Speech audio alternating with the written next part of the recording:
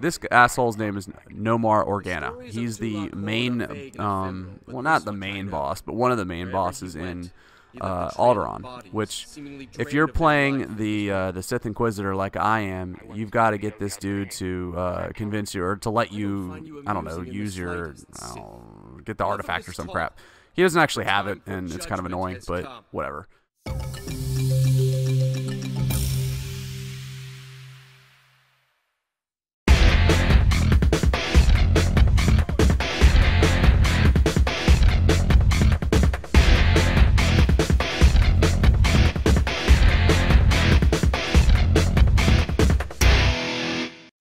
Hey everybody, this is your boy Panic Knife with theawfulgamer.com. Thanks for watching this episode of MMO vs. Noob, my Star Wars The Old Republic show. For more SWTOR content, click the link in the description of the video. Also, if you take a second to click the like button and add this episode to your favorites playlist, we'd greatly appreciate it. Finally, for more of The Awful Gamer, please subscribe to our channel by clicking the link above the video. Thanks for watching. Happy trails, young lads. It's your boy Pancake here with theawfulgamer.com, and today I'm bringing you some Star Wars The Old Republic footage. I haven't done this in a while, mostly because I've been so horrifically underleveled in this game. I have gotten completely stuck. I couldn't really progress beyond anything. I've been trying this mission particularly for, I don't know, like maybe 2 weeks until I finally got it. And, you know, I think that there's probably some people out there that have run into similar situations. I didn't want to go and do all the side missions because they're effing boring. Sometimes. They're not all that boring, I guess, but I didn't want to do it. I was just like, whatever. So I decided to go ahead and do some of the side quests finally and level up some. And as you can see in this footage, I'm still running past everybody. But whatever, you know, no big deal. And basically, you know, you have to go through and level up, because if you're not even close to the levels of the missions you're supposed to be doing, it's going to be freaking impossible. One of the things I wanted to talk about today, though, not necessarily is just bitching about leveling up. It's about also macros. So I talked to my buddy Ralos, who is, he was in my character creation guide. He's one of my real-life buds, and he was discussing how horrible my macros setup is. And I think that he shared with me some interesting stuff that you can learn from. Basically, if you're setting up your macros on Star Wars The Old Republic, what you want to do from 1 to 0, I guess it is set up your top 6 or 7 skills in the level of which that their cooldowns are. So 1 for me is attack, which is an instant cooldown. 2 is also instant, but it takes up some force abilities. 3 is shock, which has some cooldown. 4 is force lightning, which has more cooldown. 5 is crushing darkness, which has more cooldown again, and it also has, you know, it queues up. So, you know, and then you keep going down the line. What I have on my left-hand side there, if you'll see, I have one ability that is it's an interrupt ability, which is the, I forget what it's called. It's the one where you jump up and slam the guys under the ground. The one next to it is electrocute, which is an interrupt, which means that basically if you see them queuing up for an attack, you hit that button, it interrupts the attack and makes it so that they have to start over, which is unbelievably effective. Also, electrocute stuns most opponents. It doesn't stun everybody, especially not bosses, I've found. Well, I guess it does stun them a little bit, but it doesn't always stun people, though that's okay.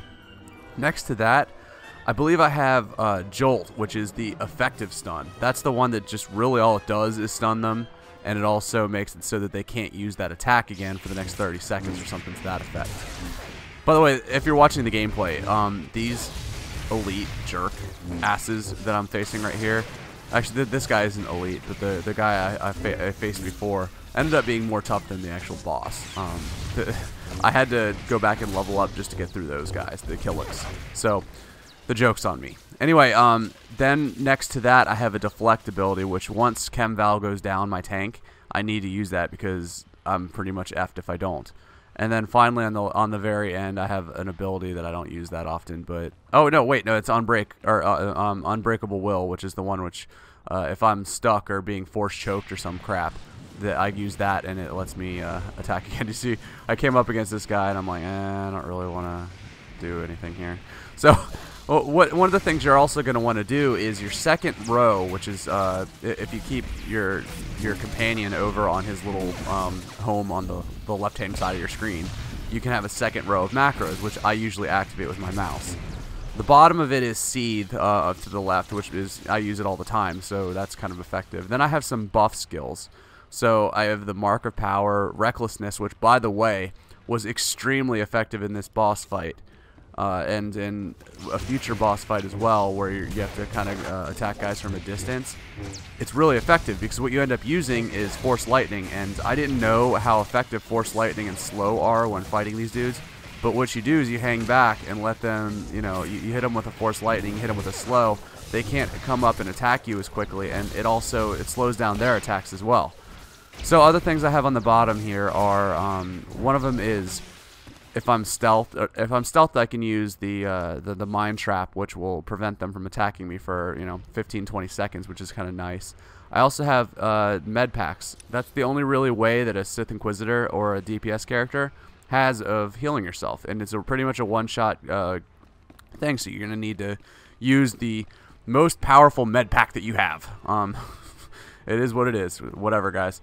And I'll keep the two, like the Dark Strike and the Lightning Strike on there, although I think I want to change that up. I'm going to probably put some attacks down there as well.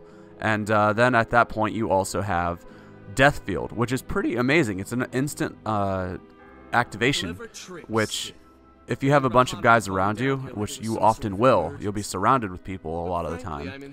The Death Field is going to give you a pretty strong attack instantly. Now, it does have a lot of cooldown, but it's also effective in PvP, which is, I'm going to talk about that in a future video as well, about what you want to really use for PvP, especially with macros.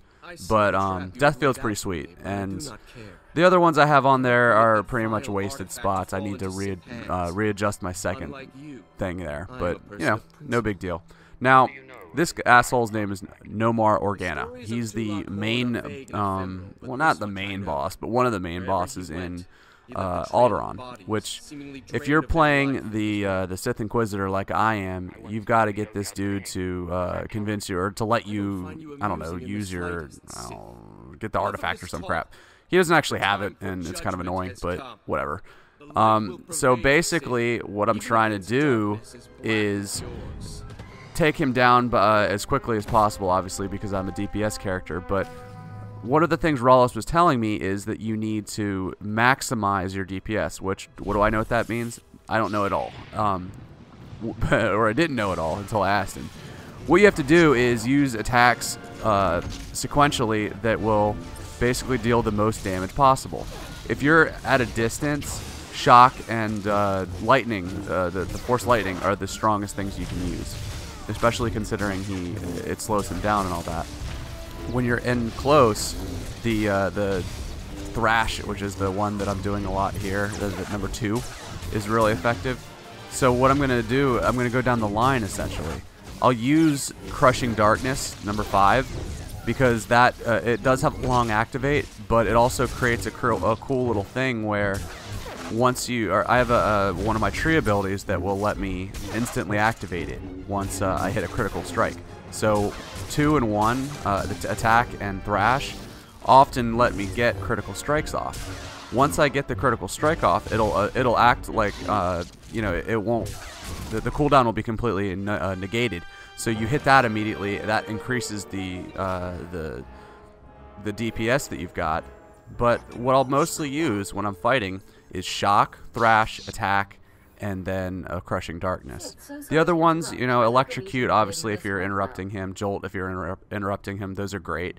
But your bread and butter as a DPS is a quick interrupt and just continue to attack, attack, attack. As you saw, I did end up taking him down on this one, and I am progressing forward. I actually wanted to do a 2-part video here where I finished the second half of this mission. Here's the problem. I still can't do it. So I'm going to work my way through it and hopefully be able to put out a little video here. Kemval hates me for that response. I don't know what he was talking about. But yeah, I'm gonna work through it and get you another video out here fairly soon. I'm really enjoying Star Wars: The Old Republic. It's kind of interesting. I've been PvPing a lot to gain my abilities, And one of the things that I've noticed is, number one, it's the best way to level up. Number two, you're an asshole if you PvP under, in a war zone under level, I'd say 30. So figure that one out. I'm advocating that you go in and PvP, and you are an asshole if you listen to me. Anyway, I hope you guys enjoyed the video. Give me a subscription. I really want a subscription. Please subscribe to my channel. Please subscribe to my channel. And watch my videos, damn it. Anyway, with theawfulgamer.com, this is your boy Panic Knife. Hope you guys enjoy the video and have yourselves a merry little night. Thanks for watching. This video is part of the Way movement. We are YouTube. For more information, visit tgn.tv.